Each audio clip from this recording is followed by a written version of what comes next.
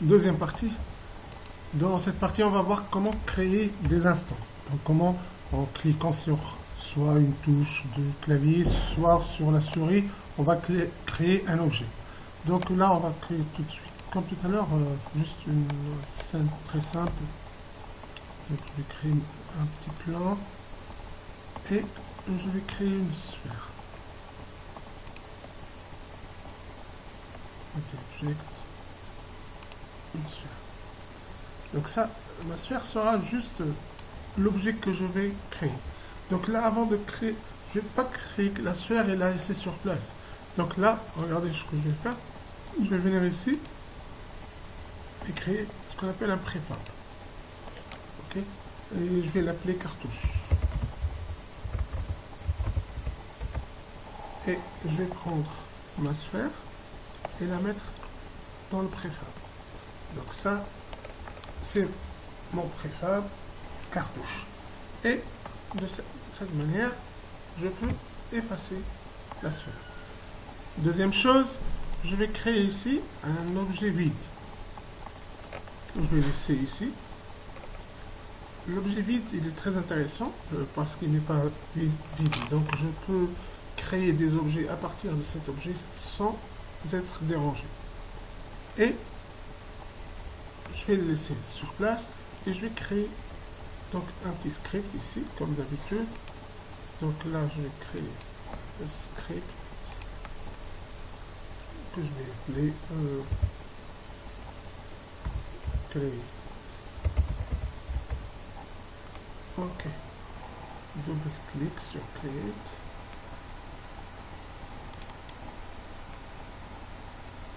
Et on va commencer. Tout d'abord, il faut savoir que je vais créer des objets de type rigid body. Donc là, je dois tout de suite créer. Donc ici, public.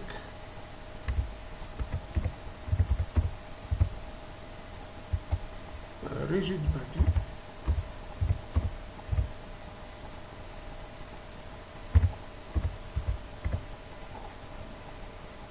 Je vais l'appeler cartouche ou projectile. Project. Ok, ça. Donc ça, c'est l'objet que je vais instancier. Et la deuxième chose, je vais créer la même chose public. Là, je vais créer l'objet, la zone par laquelle va sortir le projectile. Donc là, je vais créer ce qu'on appelle un transform. Un transform, c'est en fait un objet vide qui n'a que la fonction transform. Ça veut dire qu'il contient, regardez, lorsqu'on revient ici, la fonction transform. Je vais regarder ici l'objet vide. Il n'a que la fonction transform. Donc il n'a que la position, la rotation et l'échelle. Et ça, c'est très intéressant. Je n'ai pas besoin de cet objet hors de ses propriétés. Donc là, je vais revenir. Et je vais l'appeler source. Donc c'est à partir de là que je vais créer mon objet. Ok. Et là, on va commencer à écrire notre script. Donc notre script, il va avoir une propriété instantiate.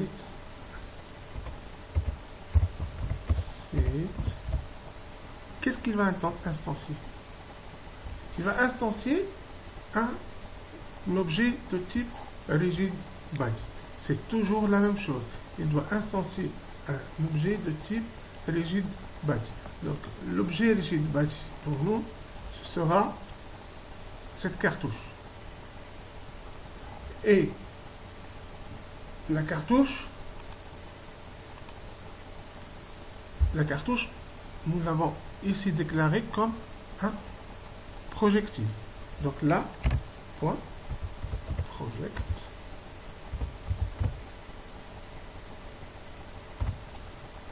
Et je lui donne l'objet qu'il va créer. Donc il va créer project. Donc là c'est plutôt projectile. Je vais vous montrer pourquoi. Et là, project. Et je lui donne l'emplacement. L'emplacement c'est source point position. Puisque source ça transforme, donc je peux lui dire directement source point transform point position. Okay. Il suffit de dire position, ça veut dire position point x, point y, point z. Je n'ai pas besoin de rajouter point x, point y. Et virgule source point rotation.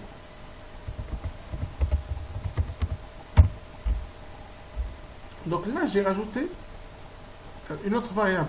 Donc et là je dois dire as rigid body. L'objet doit sortir en tant que rigid body. Et là, ici, je dois déclarer une autre variable. Là, c'est interne. Je vais l'appeler projectile.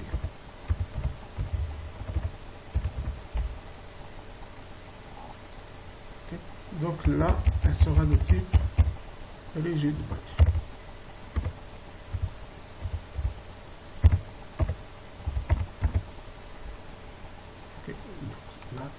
C'est majuscule. Rigid body, point virgule. Ok. Donc ça, c'est la première chose. Donc là, nous avons créé une autre variable interne pour dire qu'on va instancier cette variable interne. Et cette variable interne, elle aura comme argument project, c'est-à-dire notre projectile et la position. La deuxième chose qu'on va donner, il faut lui donner une force. Bon, déjà on va tester ici. Save.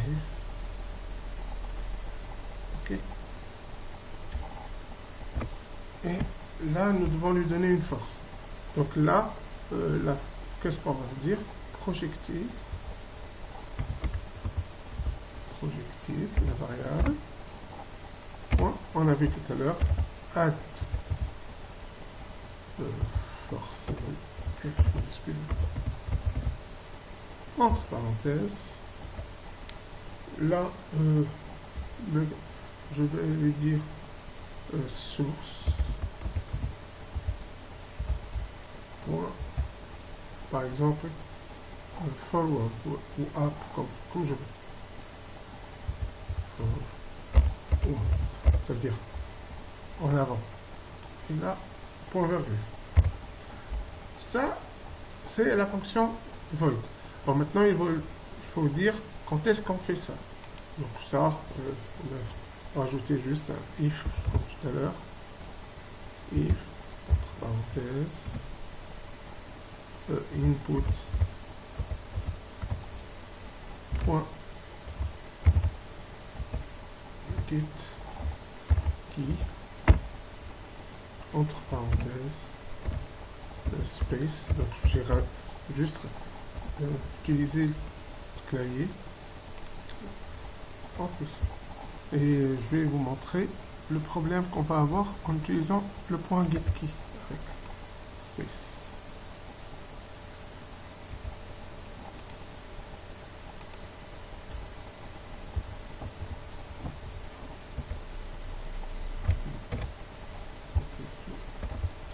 Ok.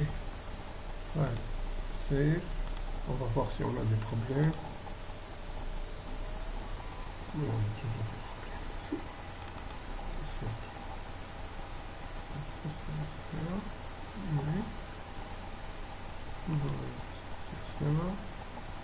Fonction start, on n'en a pas besoin. Ça, c'est ça. Ça. Ça. Input. Ça va, je n'ai pas de problème. save. Comme d'habitude. Et le problème 14. Bon là, ça c'est le problème, c'est juste cette virgule qu'on va transformer en point virgule. Okay.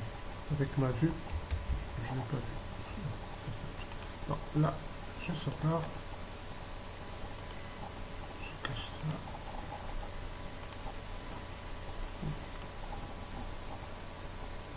Ok. Donc j'attends un peu. Il n'y a pas de problème.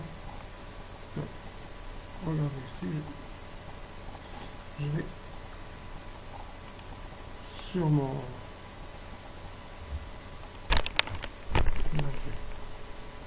clic. Là, je dois l'appliquer sur la caméra. Ok. Et ma caméra, automatiquement, elle va me demander deux objets. L'objet source, donc ça c'est transform, et le projectile. Donc là, c'est la cartouche. Là, il n'accepte pas. Pourquoi? Parce que le projectile doit être de type rigid body. Donc, ici, physique, je rajoute rigid body. Là, il va l'accepter. Donc, je reviens à la caméra. Cartouche. Et là, il accepte. Okay. Maintenant, regardez. Si je fais clic, si j'applique, ça va créer des tirs comme des mitraillettes et ça va créer beaucoup de couleurs. Regardez ici, ça c'est vraiment incroyable. Et à un certain moment, l'ordinateur ne veut plus travailler, il va plus avoir de mémoire, quelle que soit la force de l'ordinateur. Donc pour remédier à ça, il y a deux choses à faire. La première, c'est ne pas utiliser GetKey, mais plutôt utiliser soit get button down, soit pour utiliser la souris, ou get key down. Parce que get key, ça veut dire que dès que vous appuyez sur la touche, il va lire et encore lire, c'est une sorte de boucle infinie. Par contre, get key down, c'est par clic. Donc là, je sauvegarde, je reviens, je fais ok, je fais play. Là, ok, on regarde ici. Donc là, à chaque coup, il va créer. Mais il y a toujours ce problème d'objet là. Et ça, on va le résoudre. Comment on va le résoudre? On va créer un autre script. Create. C# script qu'on va appeler détruire.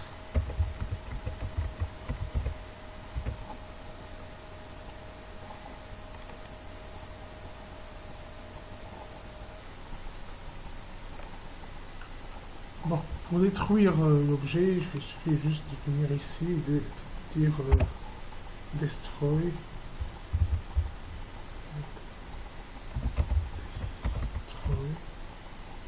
Entre parenthèses, et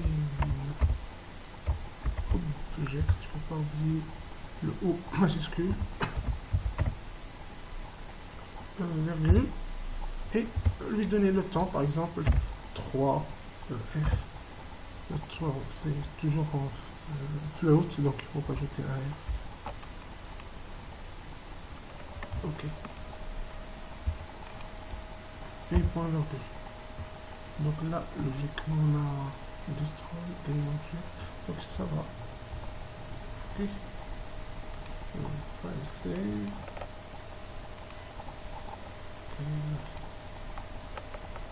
Donc, dans ma caméra, on a mis tout à l'heure les scripts. Et maintenant, juste dans la cartouche, je vais rajouter ici le script destroy, c'est ça, détruire. Et on va voir. Donc là, je clique. Ok. Donc, j'ai des cartouches qui vont forward. Et regardez ici, ça ne s'accumule pas. Parce que même si je clique beaucoup de fois, regardez, ça s'enlève tout seul. Et ça garde ma mémoire intacte pour l'ordinateur, que je n'ai pas de surcharge dans la mémoire de l'ordinateur.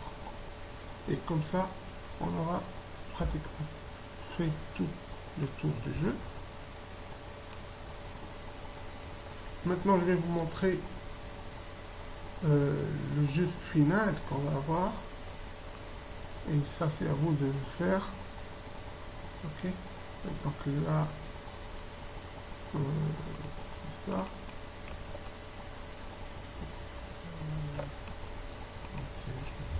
Donc on va voir ça. Et voici ce qu'on va faire. On va faire ensemble ce jeu.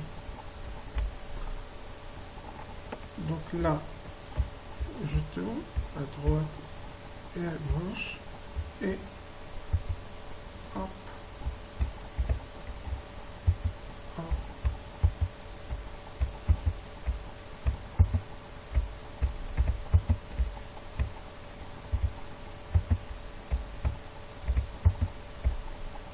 Ok. Naturellement, on pourra ajouter beaucoup de choses à ce jeu.